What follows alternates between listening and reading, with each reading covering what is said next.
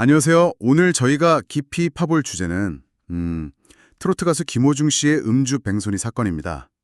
관련해서 이데일리 기사를 중심으로 살펴볼 건데요.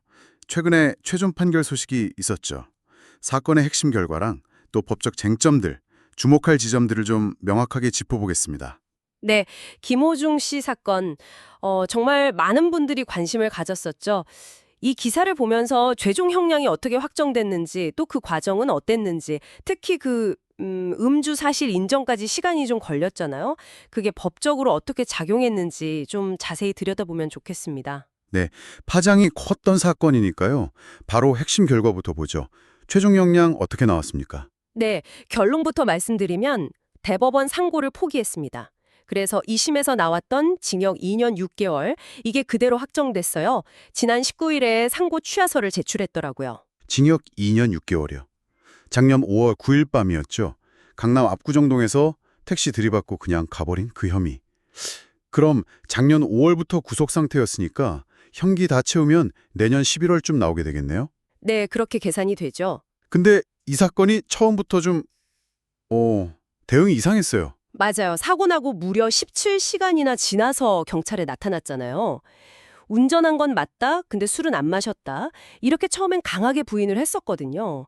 이 초기 부인이랑 시간 지연이 이게 나중에 법적 판단에 좀 중요한 변수가 됩니다. 결국엔 음주 사실을 인정하긴 했는데 그게 사고 나고 열흘이나 지나서였죠. CCTV 같은 증거들이 나오니까 어쩔 수 없었던 것 같기도 하고요. 네, 그렇죠. 더 이상 부인하기 어려운 상황이 됐던 건데, 이렇게 시간을 끈 게 법적으로는 어떤 의미가 있었던 건가요? 왜 중요하다고 하시는 거죠? 바로 그 지점입니다.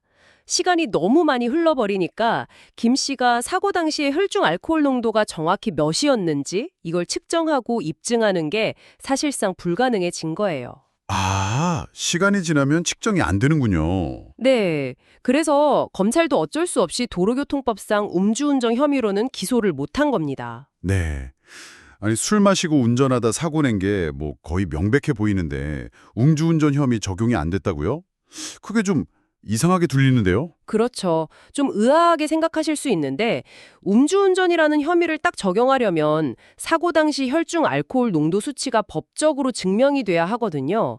근데 시간이 너무 지나서 그 위드마크 공식이라고 있잖아요. 아, 들어봤어요. 역추산하는 거. 네, 맞아요. 시간 지나고 나서 농도를 역추산하는 계산법인데 김 씨 경우에는 이게 너무 불확실성이 크다고 본 거죠. 적용하기 어렵다고 판단한 겁니다. 아하, 그래서 음주운전 그 자체보다는 다른 법조항이 들어간 거군요. 어떤 혐의가 그럼 적용됐나요? 네, 대신에 이제 특정범죄 가중처벌 등에 관한 법률 위반, 줄여서 특가법이라고 하죠. 그 안에 위험운전 치상 혐의가 적용됐습니다. 위험운전치상? 네, 음주나 약물 같은 걸로 정상적인 운전이 좀 곤란한 상태에서 차를 몰다가 사람을 다치게 했을 때 처벌하는 조항이에요. 이 혐의가 유죄로 인정돼서 실형이 나온 겁니다. 그러니까 법적으로는 음주 수치를 딱 특정할 수는 없어서 음주운전이라는 이름의 혐의는 빠졌지만 그래도 술 때문에 위험하게 운전했고 그래서 사람을 다치게 한 그 결과에 대해서는 책임을 묻게 됐다 이런 거군요. 네, 정확합니다. 결과 책임은 피할 수 없었던 거죠. 근데 이 사건이 김호중 씨 혼자만의 문제도 아니었잖아요. 맞습니다. 사건을 좀 조직적으로 덮으려고 했던 정황들이 드러났죠. 김 씨 대신에 내가 운전했다 이렇게 허위자수한 매니저, 이분은 징역 1년에 집행유예 2년 받았고요. 또 소속사 대표는 징역 2년, 본부장은 징역 1년 6개월, 이 실형들도 이번에 같이 확정됐습니다. 이야, 소속사 차원에서 이렇게 조직적으로 은폐하려고 했다는 게 참 그렇네요. 김호중 씨 생각하면 더 안타까워요. 예전에 스타킹에서 고등학생 파바로티로 나왔었고 또 미스터 트롯으로 정말 많은 분들이 좋아했잖아요. 네, 그렇죠. 대중적으로 워낙 잘 알려진 인물이라서 사건 파장도 더 컸던 것 같고요. 2심에서 징역 2년 6개월 받고 일단 상고는 했었는데 결국엔 취하를 결정했어요. 아마 대형 로펌하고 상의도 하고 검토도 해봤겠죠. 근데 실익이 없다고 판단했거나 아니면 더 이상 법정 다툼 끌고 가는 부담 같은 걸 고려한 결정 아니었을까 싶습니다. 자, 그럼 오늘 이야기 좀 정리해 보겠습니다. 김호중 씨 음주 뺑소니 사고 내고 도주했고 또 그 과정에서 조직적인 은폐 시도까지 있었고요. 그래서 최종적으로 징역 2년 6개월형이 확정됐습니다. 특히 사고 후에 시간을 끌면서 음주운전 혐의 자체는 적용되지 않았지만 위험운전 치상 혐의가 인정됐다는 점, 이게 중요한 포인트네요. 네, 맞습니다.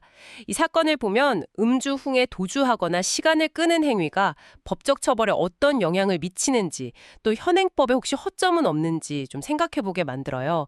여기서 당신이 한 번 더 곱씹어볼 질문은 바로 이겁니다. 음주 측정을 일부러 피하거나 시간을 지연시키는 행위 그 자체에 대한 처벌, 지금 수준으로 과연 이게 충분한 제재 효과가 있을까? 이 부분은 앞으로도 계속 사회적으로 논의가 필요해 보입니다.